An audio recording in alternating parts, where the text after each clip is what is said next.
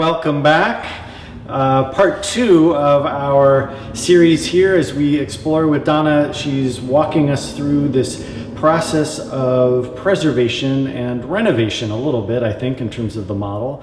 And we're now kind of in step two where we've done a bit of the mapping already in terms of the photography and things, but she wanted to just show us just how that looks. Right. And so thank you again for hanging out with us, Donna. Oh, you're welcome. Thank you. So I thought I'd give you a little look at our photo documentation and inventory system so that we can keep track of loose pieces that we've taken off of the model that will be repaired and go back on the model, but can't be there before we do cleaning.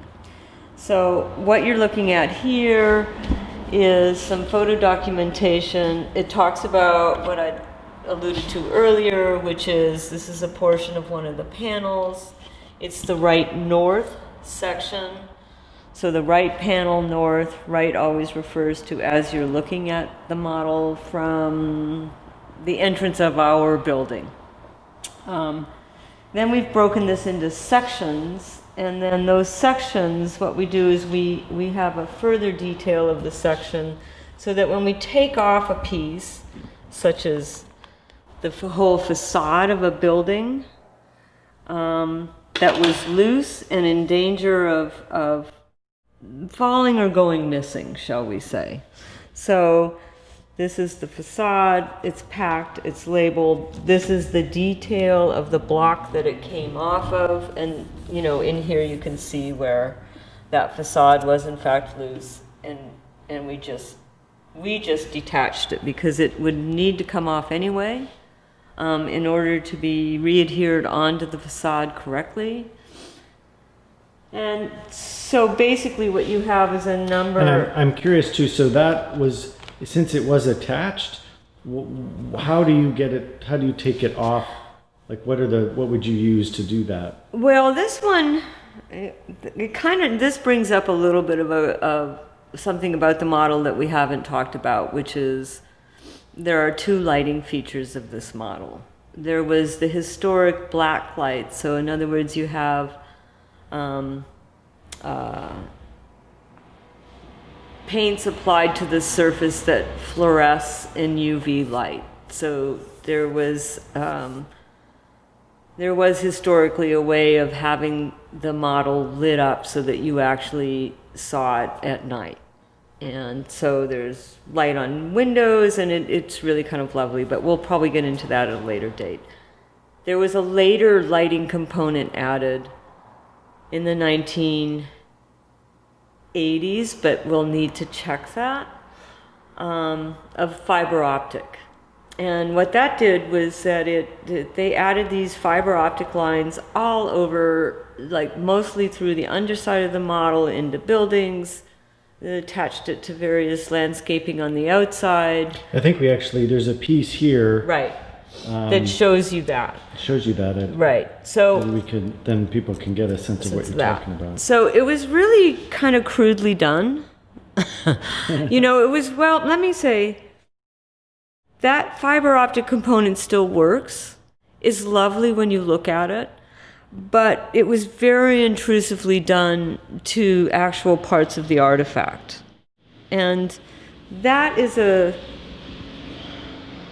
by the standards that we're doing in terms of the conservation and restoration of this project, that's not something we would do today.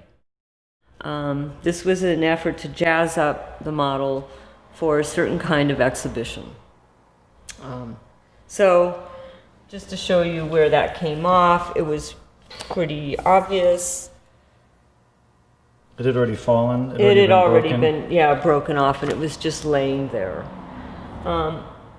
So the lighting issue brings up an interesting issue for another time, but both within the conservation of artifacts and the conservation and the restoration of buildings in the built environment, you're working within a time period. You're generally trying to work within, say, a period, we'll call it a period of significance. And so when you encounter things that aren't within that period, there's a discussion about removing it or not. there are attributes of a building that are added on later that then become historic in their own right. And this model has this attribute in terms of the fiber optics. It will be a discussion within Hollywood Heritage about, are we going to restore that component? Should we consider removing it? Because it's done things like this. When I reattach this to the building, this is really kind of disfiguring to look at. So, you know, that's a really big discussion. And kind of off topic for where we were in terms of this inventory. But a thing that is part of that process is you're thinking that out ahead of time. Right, because, you know, while I'm cleaning and making any repairs to this, you know, any in-painting, stabilization, I have this. And this I'm not going to address right now, and nor does it make much sense to reattach that to the model until we've made a decision about what we're doing with the fiber optics. Cool. So, and then You had, I think, some other pieces too. Like we have wonderful signage, historic to the model itself. And this is one of my favorite signs, and it was found just on top of the building. It may or may not be resting on top of the building that it came from. We don't know that yet, but the first thing will be to repair it, and we have all of the pieces except one little tiny piece of panel, which we'll never find anything like that right now. But we can make it all work. So this just gives you kind of an overview of, you know, we haven't really touched anything except to remove it, except to make it safe and to make it possible for us to know exactly where we found it. In a lot of cases, where we found it is where it will go back. In some cases, that's not clear. Great. Well, thank you. You're welcome. And we'll stay tuned because we have more coming. More coming. We keep digging deeper and deeper into this interesting process. So thank you, Donna. Thank you.